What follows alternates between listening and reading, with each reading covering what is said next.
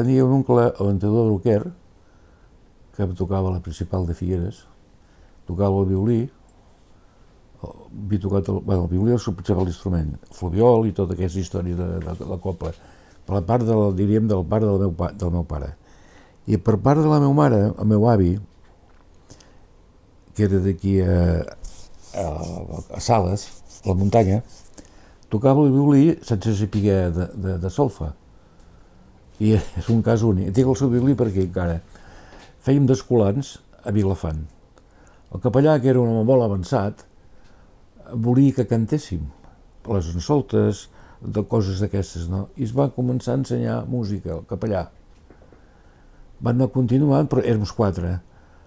Però els altres 2 van dir que no volien seguir i pel que sigui, en Narcís i jo vam seguir.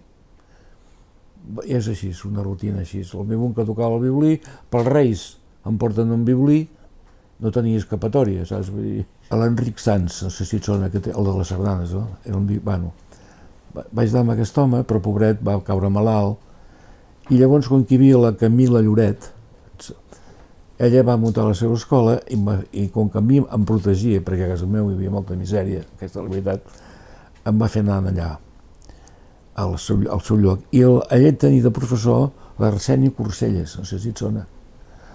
L'Arseni Corselles va ser el professor de tiple d'en Roure. Ensenyava el violí i van passar tots els violinistes, en Cortada, en Llorenç, tots aquests hi van passar amb l'Arseni. Però després, esclar, allà va sortir llavors va sortir el fenomen Comelles.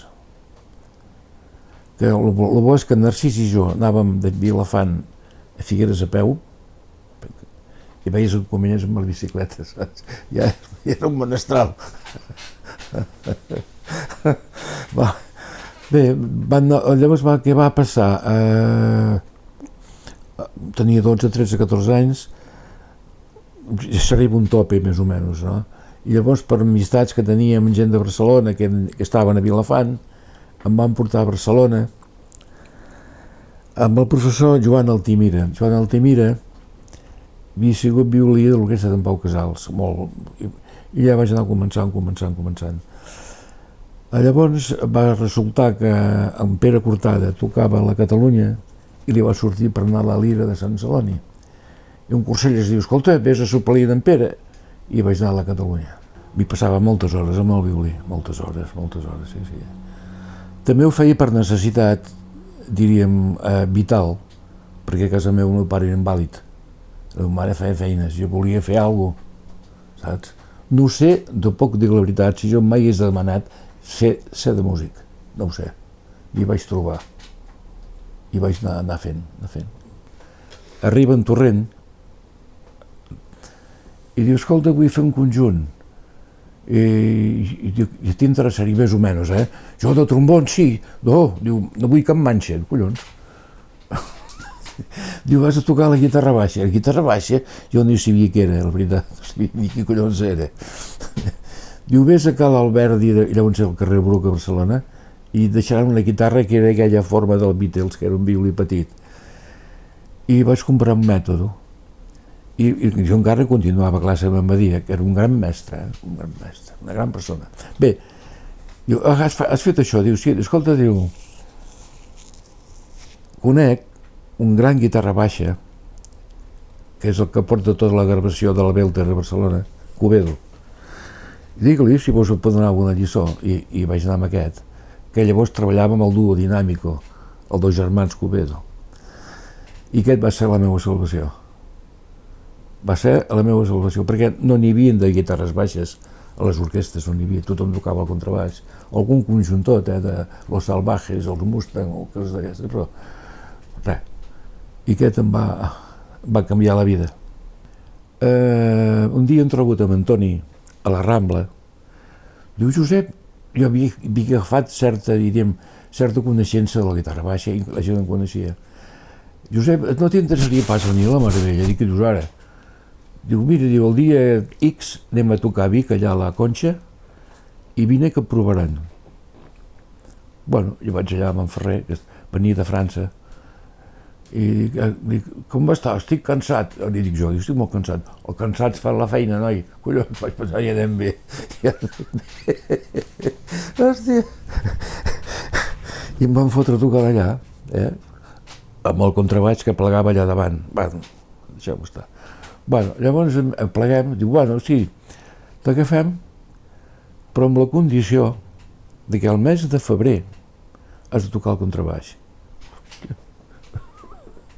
Mai me s'havia ocorregut a mi tocar el contrabaix, ni punyeta ni idea.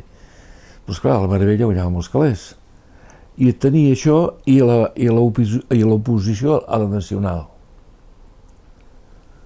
Hòstia, però esclar, jo veia la situació de casa meu, saps? No hi volia anar-hi a la Meravella, no hi volia anar-hi, però esclar, llevant això... I els familiars, escolta, que estan formant l'orquestra d'Euskadi ara, no t'interessaria venir tal i qual?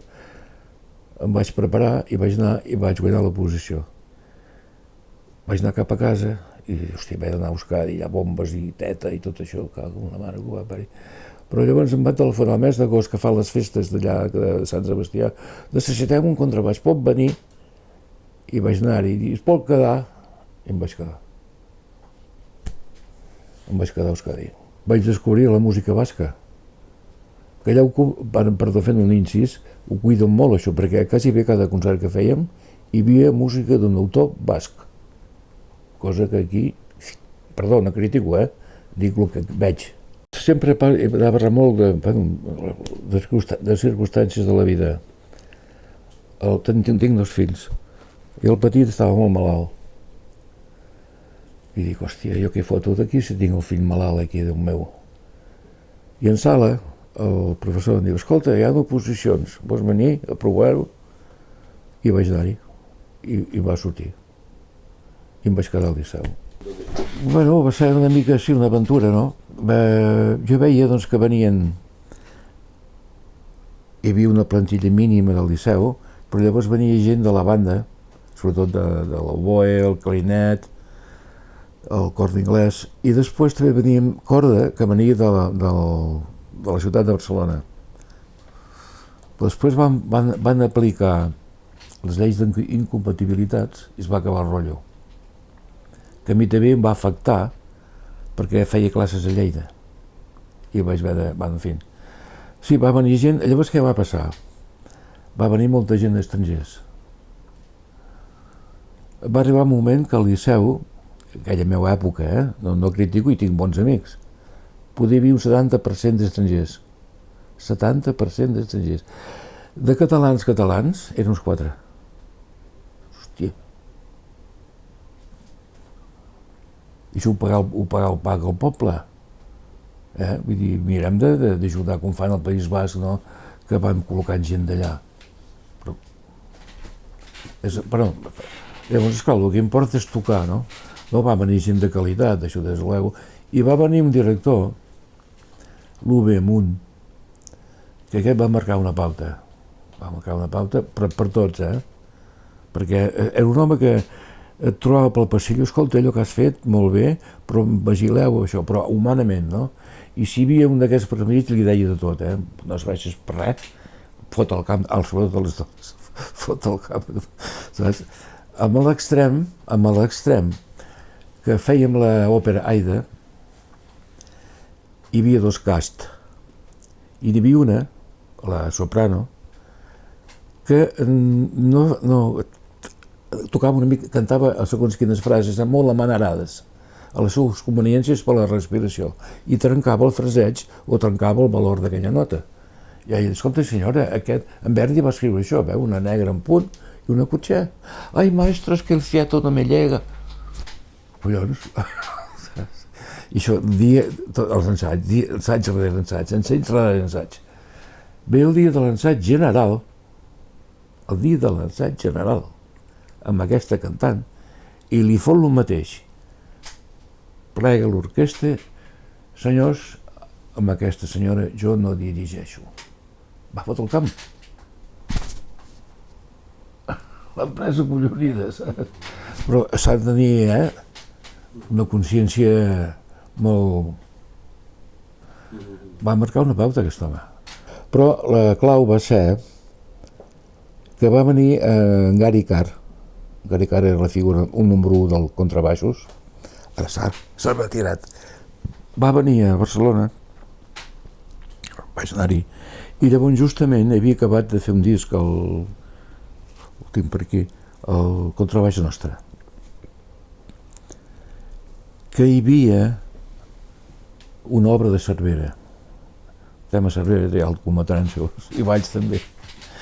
I vaig pensar, aquest home no, això no ho coneix, esclar, no, és impossible que ho coneixés, i el vaig trobar anant, ell tenia l'hotel a la Via Laietana i anava allà al com se diu, Palau de la Música. El vaig trobar pel carrer, li vaig dir, escolta, jo soc així, pam, i li dono el disco. Vaig anar al concert, el vaig trobar i em diu, fixa't bé, ja he escoltat el seu disco. Hòstia, no li interessaria venir aquí als Estats Units i tal i qual, i aquí va ser la història, no? Vaig afiliar a l'International Society Bassist, i bueno, ja vaig anar a Iowa, vaig anar a San Francisco, vaig anar a Connecticut, vaig anar a Boston. Vaig conèixer el senyor Cervera degut a la senyora Camila. Cervera, el que sé jo, sembla que era de Parlada, i va crear-se musicalment a l'Escola de Música de Parlada. Va tocar, no sé si amb l'antiga Peps o la principal Bella i Via de Parlada, però tenia molta facilitat pel contrabaix. Llavors, resumint, va fer poder 80 o 90 obres per solistes de contrabaix, a menys d'altres coses. I la Camila diu, vés, i miro, i vaig anar-hi i m'ho van ensenyar. I vaig dir, bueno, me'l podeu deixar i tal i qual?